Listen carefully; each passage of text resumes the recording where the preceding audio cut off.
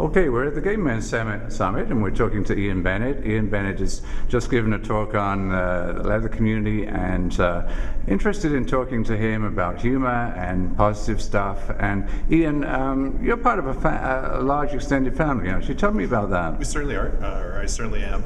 It's a large leather family that's based in Sudbury.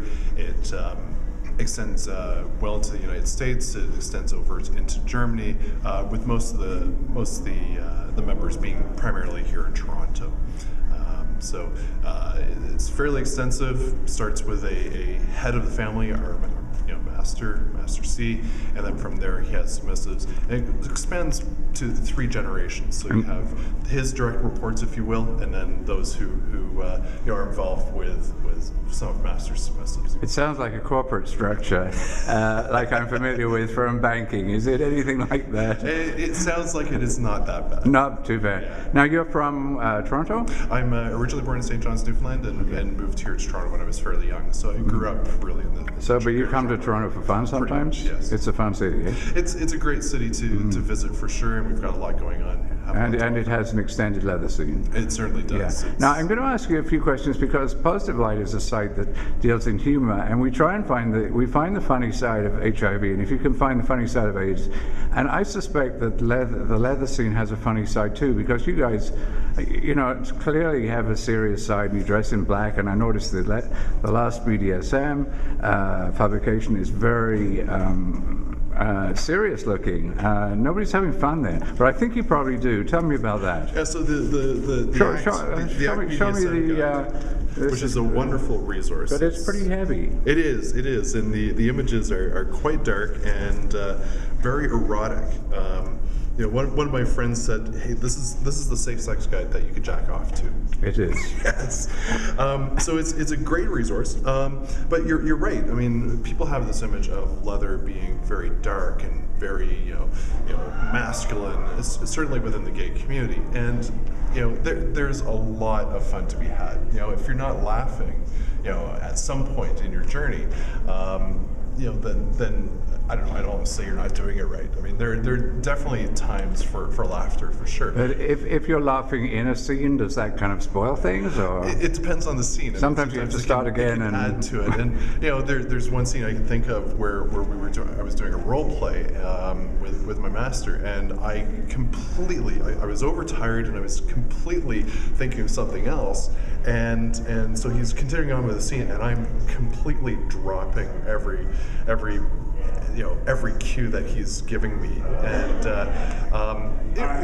I took it kind of badly at the start, but now I laugh about it, absolutely, because it's just funny how it all turned out and what I misinterpreted in the scene.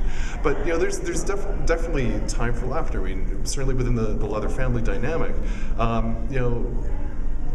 we've got a number of different almost comedians of the family, who really sprucing up the family. So for example, Master has a pup called Trouble, and so I mean you can think of all the innuendos that come with that. Master's going to be in and out of trouble all the time. So we certainly have. This is what I suspected, that you guys actually have a lot of fun amongst the seriousness. I just want to ask you a question. Again, we are a positive side, and you're a negative guy, but clearly you interact sexually and otherwise with pos guys all the time. And I'm curious how pos guys sort of integrate into the leather community. Would you say that they have any particular issues in terms of disclosure or dating or I mean, there are a lot of the issues with people who are posphobic.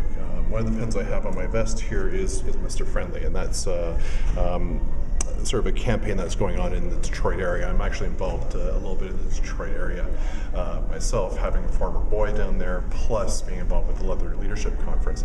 And so what this campaign is about is promoting awareness of, if you will, mixed couples, those who are positive and negative together. I mean, when you're playing out in the bathhouse, certainly here in Toronto, one statistic is that 50% of the loads, if you're someone who swallows, 50% are probably positive.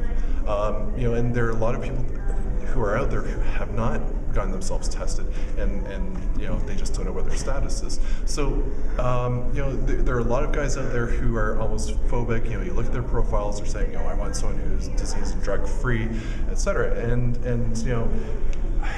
what they're completely missing the fact that you're going to interact with positive people. Right. So it's the same as the real world, really. Exactly. Yeah, exactly. Absolutely. Yeah. Okay. Within the leather family dynamic, we don't discriminate against someone who's positive, Right. and someone who it's not appropriate. Okay.